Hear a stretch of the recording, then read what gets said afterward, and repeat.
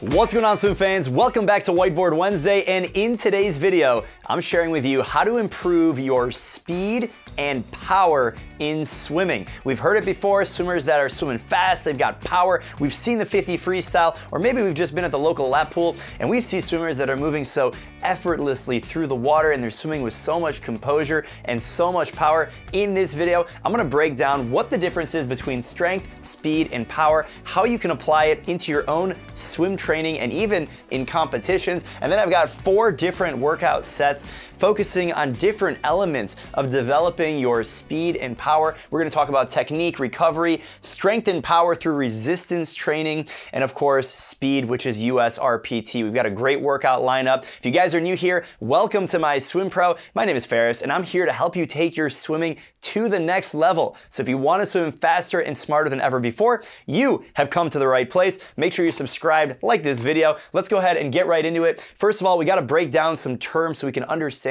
what it all means and how it applies to the water. We have strength, speed, and power. Then we have a beautiful equation here, but let's go ahead and break these down and see what they mean in swimming terms. So strength is measured in units of force per unit area. I think we all know what it means to be strong. You can pick something up, right? But what does that mean in the water? So when we're talking about units of force over an area, when we're pulling through the water, or even kicking, but we'll use pull as an example, it's a little bit easier to understand.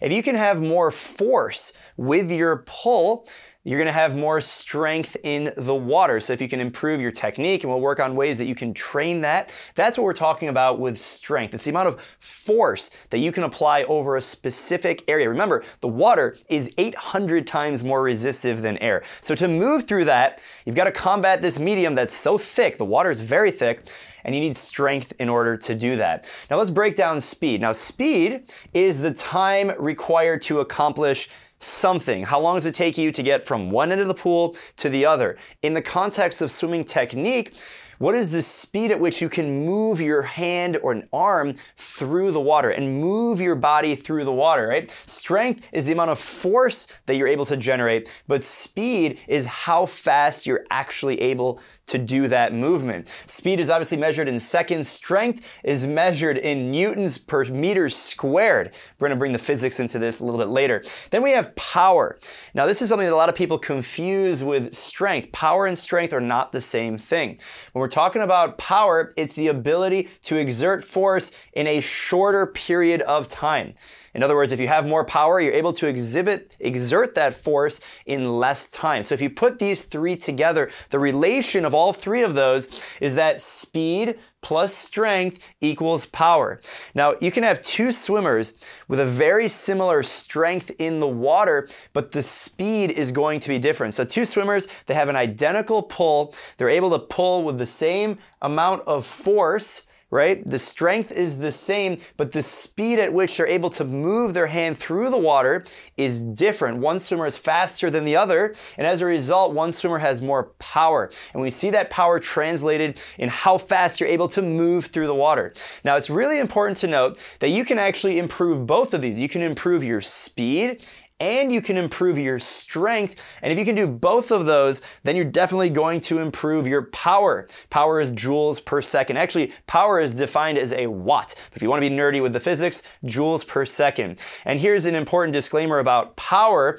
When you focus on power, you have to focus on technique, because you can increase your power in the water. You can get stronger, you can get faster, but if you do it with poor fundamentals of technique, remember, water is 800 times more resistant than air. You're moving through all this resistance with all this power and all this speed, but if it's inefficient, all of this power goes to waste, and you actually get more tired more quickly.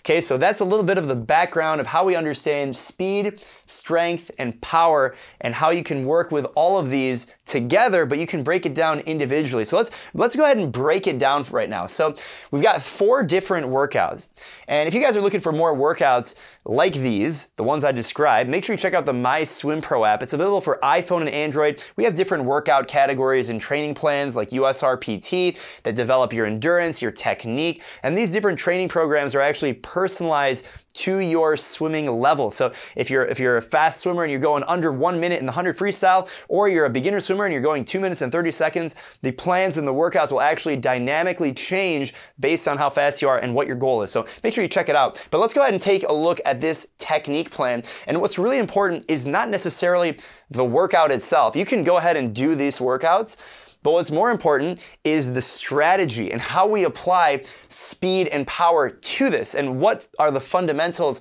that create this specific workout or these workouts. So let's look at techniques. So the first thing we have here, it's a little small, but I'll read it to you. 425s freestyle, silent swimming. This total workout is only 700 meters. You can do multiple rounds, but we're starting with 425s freestyle, silent swimming. If you're not familiar, silent swimming is where you use all of your senses. You're listening to the noise that your hand makes when it enters the water, and you start with a very crisp stroke. That's how you start everything actually in these plans. You start with 425s freestyle, silent swimming. Then we're gonna move into 450s freestyle, where you're gonna negative split the number of strokes you take. So there's negative splitting your time, which means you swim faster on the second half. We're not really focusing on that. Instead, we want the distance per stroke to increase on the second half of each of these 50s. So if you take 15 strokes on the way down, you're gonna take 14 strokes on the way back. And what this does, it really forces you to maximize your efficiency on every single stroke. Really, really important. Remember, this is a technique-focused workout. We're applying technique to swim with more speed and power. Now, once we've applied the proper technique and we've really maximized our distance per stroke, by definition, we will have already improved our strength, because if you don't have the right technique and the right force, you're not going to be able to swim more efficiently, right? So it starts with efficiency, you improve your force, get more distance per stroke, and then if you do it with more power, more speed, you're gonna create more power. And so what you're gonna do on the next set is 100 freestyle, and on every push off the wall, 425s basically, you're gonna have strong breakouts. So in the set prior, we work on our technique, our fundamentals, our distance per stroke, and then in the next set, we apply strong breakouts. So if you're watching this and you're trying to understand, you know, I probably would never do this specific workout, that's not the point. The point is to see the progression of going from 25s of silent swimming, then we're negative splitting the number of strokes that we take, and then we're applying the speed and power later. After that 100 freestyle, we're gonna do another 100 where you're gonna build each of the 25s. So you start out easy, you maintain that distance per stroke, and then you get more power, more speed. You apply more speed throughout the 25, and by the end of it, you have the maximum amount of power. Finally, you're gonna do 350s freestyle, descend to 98%. You're not going to 100%, and here's why. When you go to 100%, remember what we were talking about with the increased power? If your technique goes out the window, so too does your swimming efficiency. So by descending and getting faster to 98%, what you're actually doing is you're really maximizing your efficiency and power, but you're not sacrificing your stroke technique. When you get to 100%, you might actually go a little bit faster, but we don't want to train that. The whole focus here is technique. So you descend 350s to 98%, then you do a 50 freestyle silent swimming. And it's really important on all of these workouts that you finish the set and the workout with the right technique, the way you want to start your next workout, because every workout that you do builds off of the prior workout. And that's why it's really important that you start and end with that silent swimming and that awareness of what's going on in the water. I talk about this awareness and silent swimming a lot in my book, Swim Like a Pro. So if you haven't gotten that, make sure you check it out. But I really dig into these concepts of swimming with all of your senses, your smell, your taste. Don't drink the water. So make sure you focus on that at the beginning and the end. That is our technique workout. And like I said, you can adapt this to a lot of different formats, but really it's about the strategy of applying technique. Now the second one here is interesting. It's recovery. Now, if you want to swim fast and you want to build strength, maybe we're talking about building muscle. And anytime you're doing this kind of performance training, you're going to break down. You're gonna have fatigue. And so what you need to do is you need to have some recovery days. But that doesn't mean you don't focus on technique, and you can't apply speed and power through recovery. Here's an example of how you can do that. So when we start this recovery set, notice how I put dynamic stretching to kick things off. We want to get the blood flowing. You can do this out of the water. I highly recommend doing dynamic stretching before you even enter the water at all. It's great for your body. Recovery is extremely important.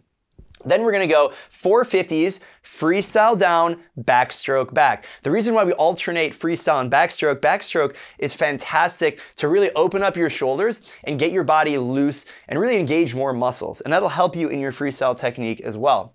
Then we're gonna go a 200 freestyle where you go 50 strong, 50 easy. And when you do these 50s within the 200, what you're doing is you're alternating high effort, lower effort. And as you change effort levels throughout the 200, your heart rate is going to increase. So if you notice through the warm-up, we've got dynamic stretching, freestyle and backstroke. You're getting the shoulders nice and warm. Then you have a 200 where you're gonna crank it on the first and third 50. And then you're gonna go 4 more 50s, freestyle backstroke. That's your active recovery. Get the shoulders nice and loose. Then you're gonna finish that off with a 100 freestyle silent swimming. We're using all of our senses, we're thinking about what we're doing. And then when you get out of the water, you're gonna do static stretching. If you're gonna ice bath, if you're gonna cold bath, there's a lot of different ways that you can recover, but it's really important that you start with dynamic stretching at the very beginning of any workout, not just a recovery session. And then you have static stretching, meaning you hold the stretch to really let the body stretch after you do the workout. Another element we need to talk about is applying speed and power to a specific workout. Now I notice I have here strength. It's really strength, speed, and power. Now here's the workout and I'll explain how it works. We're using resistance training. So we're gonna start out with, you guessed it, 425s silent freestyle. We're gonna swim, we're gonna use all of our senses, we're gonna really awaken the body. Then we're gonna go right into a main set that we're gonna go 3 rounds through. Now let me explain how the round works. You're gonna go 225s freestyle, and you can do this any stroke, but we'll use freestyle as an example, with a parachute. Now, parachutes are something that are designed to increase your drag in the water, increase your resistance, so that way you can really focus on engaging your muscles, increasing your strength, because you have to increase the amount of force per unit area. So the amount of area that you have, your pull, should be the same, but the amount of resistance you have increases, so we're gonna increase your strength. That is how a parachute works.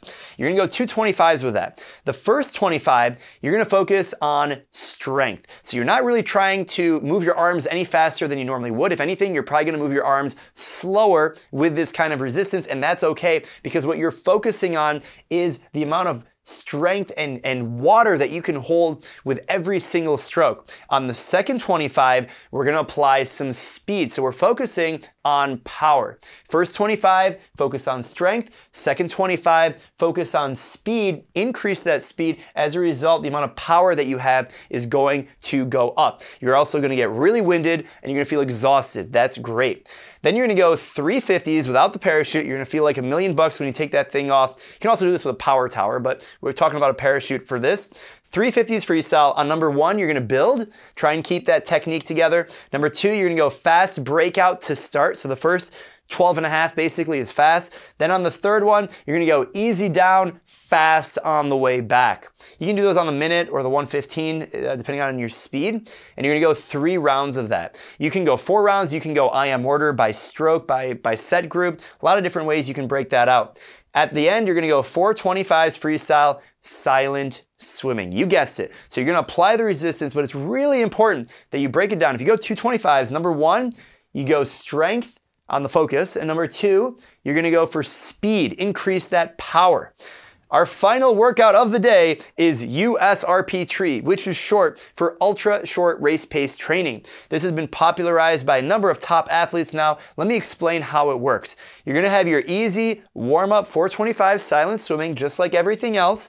Then you're gonna go a 50 freestyle, nice and easy. Just kind of warm it up, build it up, get your technique together. You're gonna go 150 freestyle at about a 200 pace. And that's really just to get the heart rate up, make sure you don't tear anything. You wanna get your heart rate flowing, get the blood flowing. And then you're gonna go the main set, which is USRPT. You're gonna go 1625s. Why 1625s? Well, 1625s adds up to 400 meters.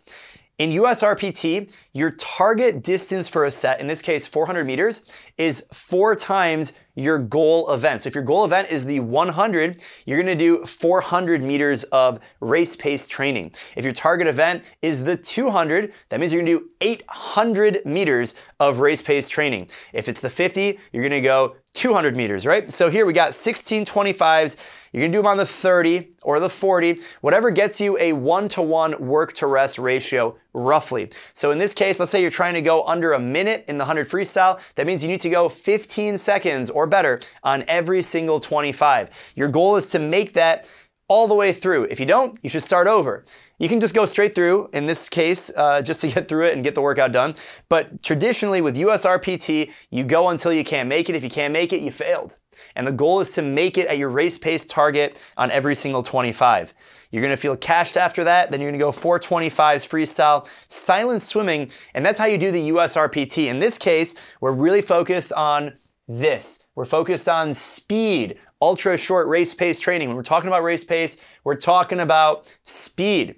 Of course, you can do each of these. If you focus on strength, if you focus on speed, you put it all together, you're gonna have more power. Just make sure you do it not at the expense of focusing on your technique. Hope you guys learned something today. If you did, give us a like. If you guys have any questions, let me know down below in the comments. And finally, if you're not in the MySwimPro Facebook group, biggest digital swimming community in the world, and I'll see you guys in there. Make sure you post your swimming, check out the MySwimPro app. Catch you guys in the next video. Happy swimming. Bye.